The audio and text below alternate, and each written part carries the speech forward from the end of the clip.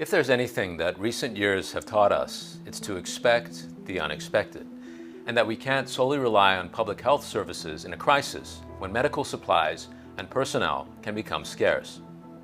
Internal medicine and critical care doctor Roger Schwalt says an ounce of prevention is worth a pound of cure, and he's here today to highlight natural ways to boost immunity before the next big virus hits, and to take the edge off the next flu season.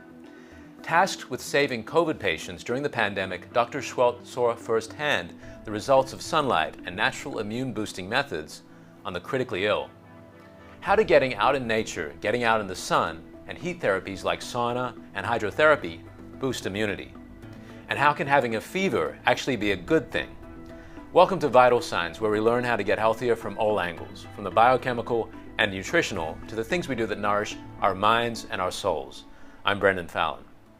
Dr. Schwalt's current practice is in Beaumont, California, where he is a critical care physician, pulmonologist, and sleep physician at Optum, California. He is co-founder of MedCram, which has garnered over 1.5 million YouTube followers through demystifying medical concepts. Dr. Schwalt, fantastic to have you join us on Vital Signs again. Thank you very much, Brandon. I know that you've really been at the forefront of bringing to public attention the natural paths to increasing immunity. As a critical care doctor, you were really at the front line of dealing with the pandemic and the fallout of people's lackluster immunity in that situation. Last time we talked about the value of sunlight as an immune system enhancer. With COVID still seeing surges, why is it important to be looking to natural paths to improving immunity? The reason is because these natural remedies, or not even remedies, but things that we can incorporate into our life, are going to greatly reduce some of these chronic diseases that we're going to experience later on if we don't do it. And for that reason alone, it's beneficial. And before I forget, I wanted to mention this as well, whether it is medications, whether it is vaccines, whether it is any of those things, and that is the supply chain. Just earlier this week with Hurricane Helene, there was a complete wipeout of many of the industries in Western North Carolina. And one of those companies was responsible for making the IV fluids, about 60% of the IV fluids in the United States. So you could see just right there, we have knocked out the IV fluids. But let's say it's a medication. Let's say it's a virus that is causing an issue where transportation goes down. The point is that the medical supply chain is very fragile. We may be in the future in a situation where we don't have the benefit of those things because the supply chain is down and we don't have them available. Wouldn't it be nice to be able to say, I can't do this, but I've got something else that I can do? It's almost like wilderness medicine. If I have a patient who has an infection and I don't have access to medication, steroids, or things that might have been beneficial to this patient, anything that requires a supply chain, I won't have with me in a worst case scenario. But I know, because I know about the human biology and I know about these tactics and the way that the body works, I can employ hydrotherapy and still hopefully get a benefit. When you speak about chronic diseases, what are the main ones that come to mind there? Yeah, so as we talked about in our last interview, we talked about some of the things that we see with mitochondrial dysfunction. And it's very surprising because it reads out as a list of the diseases that we see here in the United States and around the world. And that is, heart disease, diabetes, inflammation, obesity, dementia.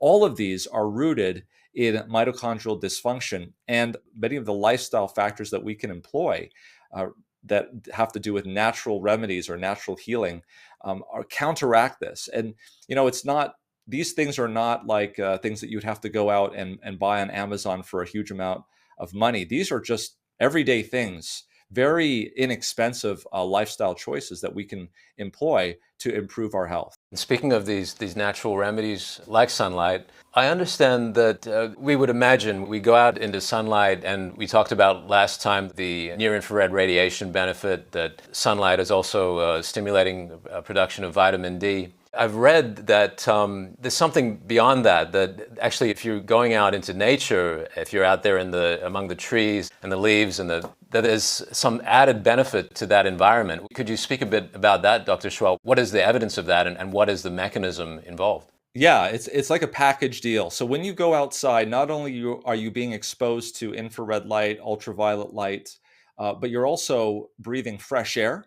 That's very important. When you're inside of a house, there are fumes that can build up, and we have a whole science based on this. Dr. Joseph Allen talks about sick buildings, and when you're outside, you're not going to be exposed to the gases and things that don't get ventilated very well in these old buildings. You're getting fresh air. So fresh air is one thing that's very important. Sunlight is another thing that's very important. When you're outside, you tend to do more. You tend to exercise.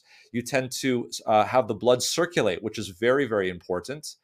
The other thing that happens is if you're around a lot of trees, as you mentioned, there are chemicals that the trees actually give off. This has been well studied. We actually highlighted that on our MedCram channel a number of years ago during the pandemic, at the height of it. Eucalyptus gives off a number of what are called phytocides, which are chemicals in the trees that we can smell aromatically, but that when we do and it enters into our body and goes, it actually activates the innate immune system. We have very good evidence that this is what's happening. And not only that, but when we're around trees, the trees are highly reflective of that infrared light, which we've shown to be so beneficial in the mitochondria. So it's a package deal. And unfortunately, when we're trying to figure out if one thing particularly is what's causing the benefit, it almost works a little bit against us in a sense, because we can't tell when people go outside, is it the fresh air that's benefiting them? Is it the sunlight that's benefiting them? Is it the infrared light from the trees? Is it the phytocides? We're not sure, but I'll tell you this, we have very good evidence that people who go outside into green spaces have many, many health benefits, including lower blood pressure, less preterm labor, lower diastolic blood pressure. Urinary cortisol levels are lower. People are less stressed out. Just to give you an example of what I'm talking about here, there was a study that was just published in a study that was done in Louisville, Kentucky. There's about a 4 square mile area in Louisville, Kentucky, where it was this is middle class, lower middle class, not a lot of trees. This is what they did.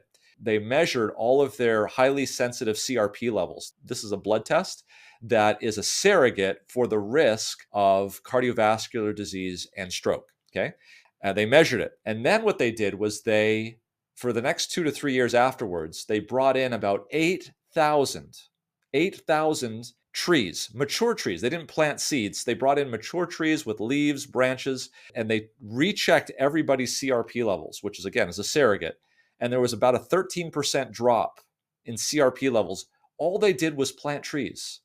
This is really amazing, because up to this point, people would talk about green spaces and they say, well, maybe it's because people who live in green spaces have a higher socioeconomic class. Well, maybe it's because they're getting outside and they're exercising more.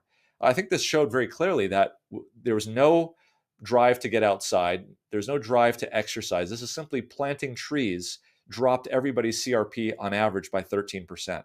That's actually a large amount. It's about the same amount that you would see with regular exercise. There's a question that comes to mind, and it may be broaching on the philosophical a little bit. It's something I guess I want your opinion on as much as anything. And I wonder, is there something, I mean, we identify the benefits of the near infrared radiation, the ultraviolet. Is there something that's happening in actually seeing these things, do you think? Like seeing the tree, seeing the blue sky, is there something to that visual stimulus that makes us healthier? I believe there is. I believe it's not all in that, but I think they've done, I need to maybe educate myself a little bit more on some of these studies where they've had images of green trees and light in buildings, in hospitals, and it's a peace evoking type of picture. But on the same hand, we've also seen that there are benefits from the actual real thing. So when you're getting outside and getting that infrared light, it's there. So I don't believe it's an and or, I believe it's a both. And we've got good evidence. For instance, people who are in hospitals where there's 2 beds in a room, the bed closer to the window, the bigger the window, all of these are correlated with improved scores, getting out of the hospital faster, increased well-being. Even, hey, look, from a money standpoint, hospitals are paid based on the surveys that they get back from the patients. And patients that are in rooms with bigger windows, more light, typically give better scores on the surveys to those hospitals. Not surprisingly, We're just talking about the photosides before, this aroma, these chemicals that are detected by smell that are emitted by trees. You mentioned eucalyptus oil. So is this something that people can do themselves? Can they burn some eucalyptus oil in their houses to get that kind of benefit? How can they go about that? Yeah, good question. So, you know, people looking back 100 years ago, we did not have all the scientific accoutrements that they did not have it that we have today, but they certainly had the ability to observe. And people observed during the 1919 pandemic that eucalyptus oil seemed to have some sort of a benefit, so much so that the eucalyptus tree was almost cut down in Australia to extinction. By the way, you may know that eucalyptus oil is the main ingredient in Vicks VapoRub. As soon as you smell eucalyptus oil, you'll recognize that smell from being from a Vicks eucalyptus rub. So, what do people do? So, it's very important that people understand that they have these essential oils that they concentrate down. And this is something that you may think is a little bit lacking on the scientific side. They've actually done some pretty good studies on this, at least in vitro, looking at eucalyptus oil, looking at some of these hinoki cypress oil. The Japanese have done a number of studies looking at this in terms of stress, in terms of well-being, and the data is there. What I would caution, though, is taking these things internally, especially eucalyptus oil. Eucalyptus oil is so powerful it can actually be toxic, and I would not recommend taking eucalyptus oil internally. What this is typically done is, as it's used in Vicks VapoRub, is applying it on the skin externally and letting it absorb, or even putting it where you're breathing in. I wish I had more randomized placebo-controlled trials. It's hard to blind because you can smell the eucalyptus, but nevertheless, there is some definite in vitro studies that have been done. One study in particular that comes to mind is where they actually took lymphocytes in a petri dish with foreign material that they were supposed to ingest. These were macrophages, actually, that they were supposed to ingest. And they showed before and after the application of the eucalyptus oil, essentially the eucalyptus oil significantly increased the eating ability of these macrophages early on. And so I believe that that's there. It's very small doses. Again, the Japanese have done great work in looking at this, specifically the hinoki cypress plant. So yeah, there's definitely evidence there. That brings back memories of having my chest coated with Vicks VapoRub as a kid when I wasn't feeling too well. Yeah. So from the forests of Australia, where the eucalyptus trees dominate, to the other end of the world, Finland, where I understand that sauna played a big role in how people dealt with the pandemic, and that this signaling protein, interferon, that basically tells the immune system to get into action, was featured in this process as well. Dr. Schwelt, could you lend your insights on how this all worked? Oh, great question. Where do we start? Okay, so it's interesting that it's in Finland, that it's in a high latitude country where you don't get a lot of sunlight. We could talk a little bit, but we won't get too much into it, about the anthropological or the societal reason why this was used. Maybe it was an adjunct to the lack of sunlight that it developed, and they found that it worked. This is what we know. We know that elevating the body's temperature puts into motion a whole host of defenses in the innate and the adaptive, but particularly in the innate immune system. The central figure in the innate immune system is interferon. Interferon is your friend. It literally interferes with viral infections, and it's very broad. In other words, it's not dependent at all on variants. So if we're talking about COVID, SARS-CoV-2, the fact that we had different variants would not in any way be a problem for interferon, because interferon is able to recognize in general things that are self and things that are non-self.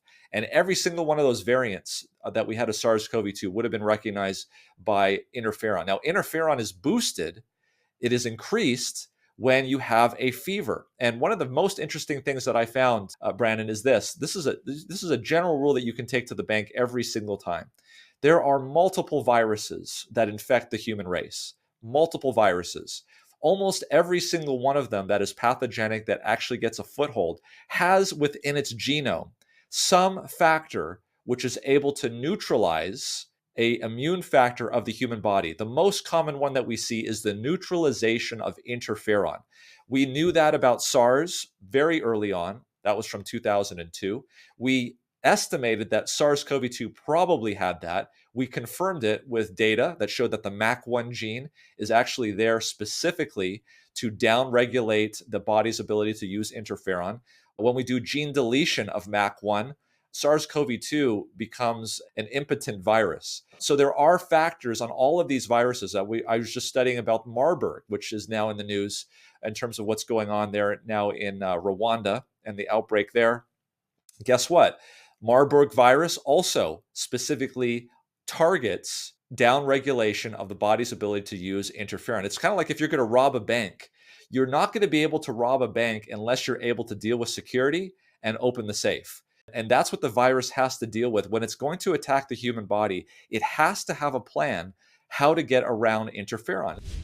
In a moment, Dr. Schwelt will reveal how high the body temperature can actually rise before becoming a danger. But first, in my earlier interview with Dr. Schwelt, he highlighted how doctors mobilized interferon in their patients during the pandemic, and also what we can do at home to top up our interferon when we feel a virus coming on. Here's a quick look. People with COVID-19 that were in an outpatient setting, in the emergency room or in a clinic or in urgent care, and they gave them a single injection of interferon subcutaneously. And what they found was that this reduced the incidence of hospitalization afterwards by 50%. If we go back again to 1920s, even before that, during the pandemic, there were a number of Adventist sanitariums in the northeast of the United States that were treating its flu pandemic patients with sunshine and hydrotherapy. Afterward, find the link to that video at the top of the comments and also in this video's description below. And to get notice of new Vital Signs videos, follow me at Vital Signs Brendan on Instagram and Facebook, and at C Vital Signs on X. And so there are proteins that suppress interferon. There are proteins that downregulate interferon, that prevent the body from speaking to itself or talking to itself. Many of these workarounds that the virus comes up with can be circumvented itself by simply elevating the temperature. And there's a paper that was published in 2022, which I'm going through right now and reviewing. They actually state and come out and say that we've known for a long time that children are able to mount high fevers very easily, but as we get older, we're not able to do that. They are proposing that that in and of itself may be the reason why we saw so much mortality at the older end of the population and not the younger end of the population. So what is this all to say? You're asking me about saunas. I can expand it even more. I would say that anything that can even artificially increase the body temperature is going to shut down viral replication, maybe not 100%, but certainly reduce it significantly.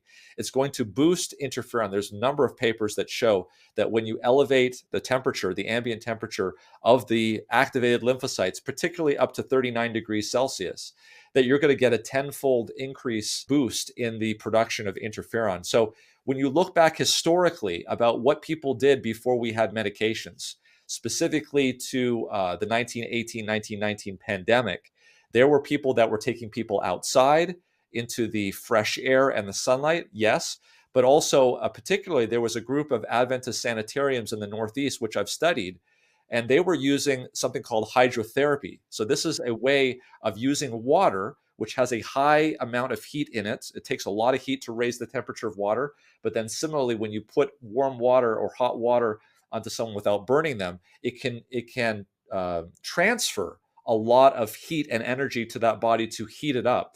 And so by using sauna, by using hydrotherapy with wet towels, by using hot tubs, elevating the temperature of the body went a long way in terms of preventing the early pneumonia. So this is early treatment in the 1918, okay? They showed that they had 1/6 of the mortality rate that the Army hospitals did who were using aspirin. So what does aspirin do? Aspirin does exactly the opposite of what you want. It takes away the fever. It breaks the fever. And so there's this dichotomy. What do you do when you see a fever in a patient? Do you try to break it, bring it down, or do you elevate it? And I think that's really at the core of your question about sauna and things of that nature. One thought comes to mind there when you talk about, I guess it's kind of a knee-jerk reaction that's been developed in the medical thinking to try and to suppress the fever. But isn't there a danger if your body's elevated to a certain temperature for too long that it can be damaging? Yeah, so when your body temperature goes up, this is why your body temperature is very well regulated. When your temperature goes up, your metabolism goes up, your heart rate goes up, and your seizure threshold goes down. So, up to a certain point, it's okay to deal with. Once it gets past 103, I think that's a time to be circumspect and bring that temperature down. But I've never seen anyone have an issue with a temperature of 102, even up to as high as 103. And frankly, as I mentioned, with this paper that I'm reviewing from 2022, there was a lot of benefits, even up to 38 degrees Celsius, which is about 102 or 100 and 100.4 at 38. 39 would be 102.2. Even in that area, which is well below where we would expect to find the negative consequences of a fever, even at those low grade temperatures, there was huge increases in mRNA transcription and translocation to proteins of major portions of the innate immune system. So certainly the body switches over to a very different mode when there is elevated body temperature. Interested to hear a bit more about that interplay between the innate and the adaptive immune system. Dr. Schwelt, you were saying before that the effect of the coronavirus is to basically neutralize the interferon production. What happens from there if there isn't some kind of method used like sauna to raise the body temperature? What is the effect of that if the interferon production is neutralized? Yeah, so it takes about 7 days approximately for the adaptive immune system. So let's back up a little bit. The innate immune system are these cells that run around that can tell basically, is this self or is this not self? And if it's not self, let's attack it. That's a very, very important early response to any infection because it's going to limit the virus's ability to replicate. This is going on for about 7 days. I'm picking up some just general numbers here that it takes, because what happens is that during those 7 days, these macrophages are eating up the virus. They're presenting them to T cells. The T cells are then expanding in clone, and then they are activating plasma cells, B cells, to make antibodies. These antibodies then will come out with a tremendous response and start to bind to all of these viral particles. Here's the problem. If you have a very good initial innate immune response, then the number of antigens that these antibodies have to mop up 7 days later is going to be much smaller, and therefore the immune reaction is going to be much smaller. If you don't have a very good innate immune system because your interferon levels have been decimated, by the time the adaptive immune system comes online with the antibodies, there's going to be so much virus all over the body that this immune reaction is going to cause a cytokine storm. And that's the real problem. And this is the reason why people were smoldering for about 7 days with SARS-CoV-2. And then boom, at the 7th or 8th day, they came down with pneumonia and had to go to the hospital. It's because the innate immune system wasn't doing what it was supposed to do. A number of studies have come out in this that was published in the journal Science, where they looked at patients who had problems in their innate immune system. These were inborn errors of metabolism. These were genetic mutations so that they could not mount a very good interferon response. Nothing to do with the virus, just their own body had this problem. These were the types of people that had much worse severe SARS-CoV-2 and COVID-19 infections. So it's well shown that interferon is the cornerstone. It's the cornerstone response to the innate immune system response, which is early on. And this is the reason why, Brandon, when I start feeling like I'm coming down with something, if I start to feel a little itchiness in the back of my throat, if I start to feel some chills, if it's flu season and I'm starting to feel this. So if that happens, the first place I go is to a sauna. I actually have bought a sauna recently, but before I had a sauna, you don't need to put thousands of dollars into a sauna to get the benefit of this. You can do this with hydrotherapy, which only requires a pot of boiling water and a towel. So I guess what I'm saying is instead of going back, 1,000 years, let's just go back 100 years. I think the technology 100 years ago is not as good as it is today necessarily, but I can't really argue with some of the results that they got. I think it's certainly a source of relief for people to know that they have natural methods to fall back on in these times when we don't know what's around the corner, and even just going into flu season, that there are things they can do and they don't have to face the potential side effects and risks of medications. We've talked about the effect of this cytokine storm that happens if the interferon production is restricted. What is the relationship? Because this would cause inflammation, as I understand it. What is the connection between inflammation and a suppression of the immune response? So there's two types of inflammation in this case. There's the inflammation that might come about from the innate immune system, but the inflammation that really caused a lot of the problems that we saw in COVID, where people were ending up on the ventilators because their lungs were filling up with water, is related to the inflammatory response that we saw with, for instance, IL-6, which is a result of the adaptive immune system. So when the adaptive immune system came on and there was all of these antibodies that were binding the viral particles, that was causing overwhelming inflammation. And that was what was causing the disease of patients ending up on ventilators and not being able to breathe. The way to avoid that is an ounce of prevention, is to immediately, it's almost like a wildfire, right? So do you bring in, I mean, it's very expensive to bring in super scoopers and planes and helicopters to fight this fire, whereas just a small, like a single engine at the very beginning could have extinguished the fire. It's a similar type of analogy. The innate immune system is the early response with enough water to put the fire out at the beginning, and then you can create the line and mop up later as you need to, versus delaying that or having the fire being able to get around that initial response so that it spreads, and now it's become a huge conflagration. I don't know if that answers your question. Yeah, I think it does. A simple response, it's like a stitch in time saves nine. Exactly. We see a lot of videos on YouTube. The public is largely still in shock from everything that happened in the course of the pandemic. And there's this kind of question mark hanging in the clouds about what could be down the track. Apart from the fact that we're heading into winter now and we're going to have challenges to our immunity with that. Facing this kind of situation, is there a particular value to these kinds of methods as opposed to the medication route, would you say? Yeah, this is a really interesting topic that I've looked into extensively. So, as a critical care physician, obviously I am surrounded by people who are literally at the end of their life. And if I don't do something to intervene, they could die. And of course, natural remedies don't work on the dead.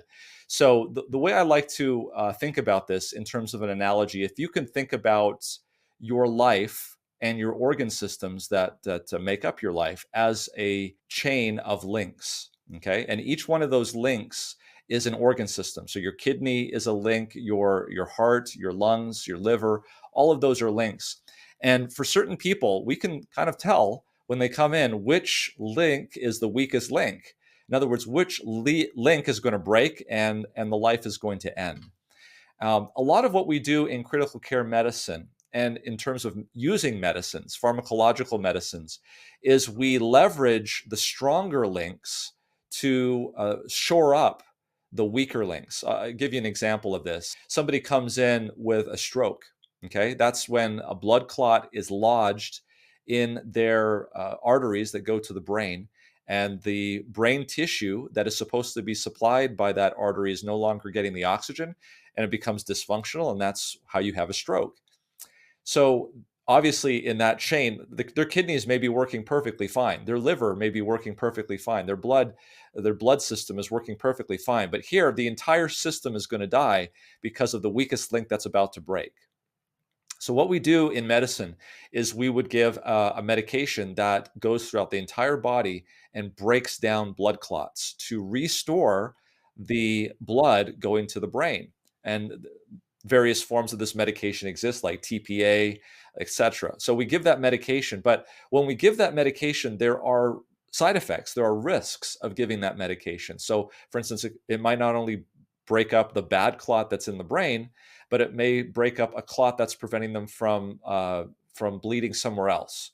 So in other words, we're leveraging, we may be taking away metal from other links of the chain in order to shore up this one that's about to break. And I think that really characterizes a lot of medicine in the world, is that we give medicines because they leverage one part of the body against another part of the body that, if used appropriately and in the right setting, can actually save people's lives, and at least save them for another day. The thing with these natural remedies, on the other hand, is that these employ a method that doesn't leverage one part of the body against another part of the body, but in fact strengthens all the links.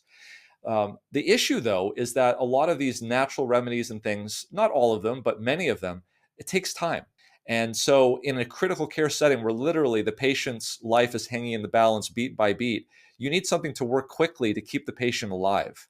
And that's really where it is. And so if a patient were to come in, like I mentioned, with stroke and they had a clot, I would use TPA. I'm not opposed to using medications and things that are pharmacological to do what we need to do. Certainly nobody would want to go through an operation without anesthesia. Anesthesia is a pharmacological medication.